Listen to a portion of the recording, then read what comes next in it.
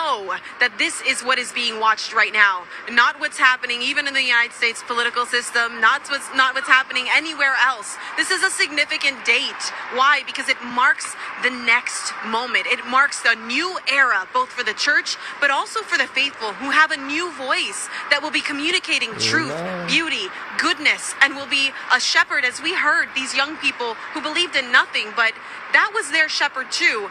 They too will have their gaze lifted up by this human being. What a weight. I can't imagine what he feels like right now. I don't know why we're not just praying for them. I'd like to talk a little bit about the way we should respond to this spiritually. Every one of these graces of the Lord brings us back to the beginning of Jesus' public ministry when he called us to conversion and faith.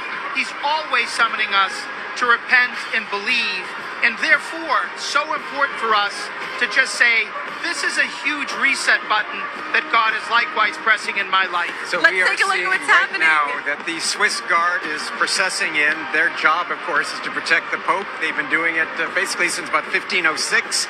They were wiped out essentially to a man in 1527 defending the Pope. Yes. They are pledged to give their lives to the Pope. Now they are in the service of a new Holy Father. I was waiting for the procession of the Swiss Guard. It's sort of like, this makes another thing, making it very official. We saw the smoke, we heard the bells.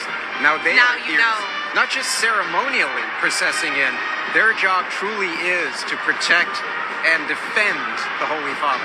And they're very specifically chosen. There are requirements, even where they come from matters because of this great oath and this great pledge to protect this man that will lead the most powerful institution in the world, not because of who he is, but because of who God is in Jesus Christ. That's right.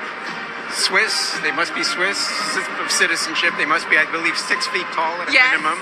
They must also be Catholic. Seems like a minimum requirement. I would think so. But they pledge themselves to service, and for those who think, we were talking earlier about anachronisms and things that don't matter, well, the Swiss Guard recently had their whole barracks renovated. Yes. That's how relevant they are. That they are continuing a great tradition of service and defense of the Holy Father, because let's also remember, this is a state. This is the Vatican City state. The Holy See has international status. So a country, not only do we have a new Holy Father, but the Vatican itself, the state has a new supreme leader as well. So all of it now is in the hands of this one man.